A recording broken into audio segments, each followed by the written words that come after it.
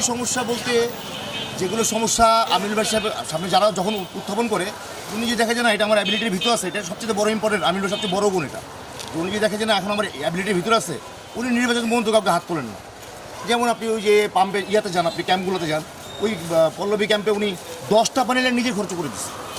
এবং আমাদের যে ইব্রাহিম খলিল নামে একটা ছোটো ভাই আছে 5 নম্বর ওয়ার্ডের, ওর দ্বারা অনেকের বাসা পুনর্বাসন করে দিচ্ছে, টিনের চাল, দেয়াল টিয়াল, মানে সমস্যাগুলো আমাদের পর্যন্ত আসার আগে আমিন ভাই যতটুকু সম্ভব ওগুলো সলভ করে দিচ্ছে। আর ওনার মতন এরকম নিষ্ঠা চরিত্রবান লোক একটাও তো বাংলাদেশ এমপি ক্যান্ডিডেট আমি দেখি নাই। প্রিভিয়াসলি কোনো দুর্নীতি রেকর্ড নাই ওনার।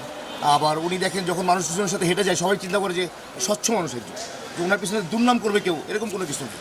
সেক্ষেত্রে ত্যাগীরা হয়তো ভাবতেছে তাদেরকে একটু দূরে সরাতে হচ্ছে, না ব্যাপারটা তা না।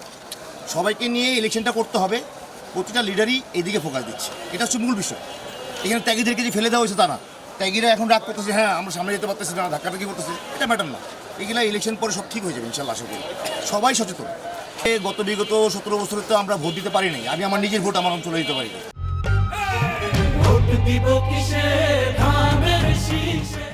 আমার প্রাইমারি স্কুল যেটা ফকিরবাড়ি স্কুল যেটা, ওখানে আমি ভোটার। হ্যাঁ, 3302 মনে হয় ভোটার নাম্বার না। আমি আমার ভোটটা পারিনি দিতে, মানিক কমিশনের বলেন আরও যারা ছিল, আমি এখানে অনেকদিন যাবত থাকি, তখন আমি দিতে পারি না। এবার ইনশাল্লাহ আশা করি আমার ভোটটা আমি দিতে পারবো। আর এই অঞ্চলে আমিনুল হকের যে জনপ্রিয়তা এবং উনি যেভাবে গোছায় কাজ করতেছেন, আমি কাউকে দেখতেছি না বাংলাদেশের কোনো আসনের এমপি এত গোছায় কাজ করতেছে। সো এই আসনের ভোট নিয়ে ইনশাল্লাহ আমাদের কোনো টেনশন নাই। যদি জামাত ইসলাম কোনো অন্যান্য সংগঠন যদি কোনো ধরনের ইঞ্জিনিয়ারিং না করে, ভোট নিয়ে চুরি না করে, তাহলে ইনশাল্লাহ বিএনপি বিপুল করে জিতবে।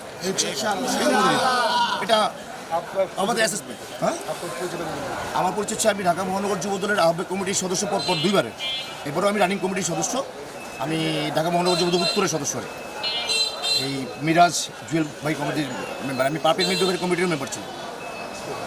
আর এই পল্লবী জোনের নির্বাচনী আসনে আমি হচ্ছি প্রধান সমন্বয়কারীদের সমন্বয় সদস্য হিসেবে আছি আর কি। আমাদের যুবদল টিম করে দেওয়া হয়েছে আর ঢাকা শহরের জন্য, সেখানে আমরা 4 জন আছি।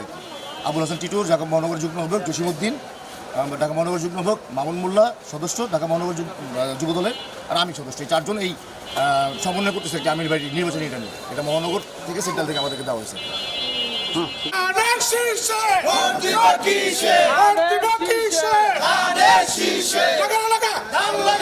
লাগা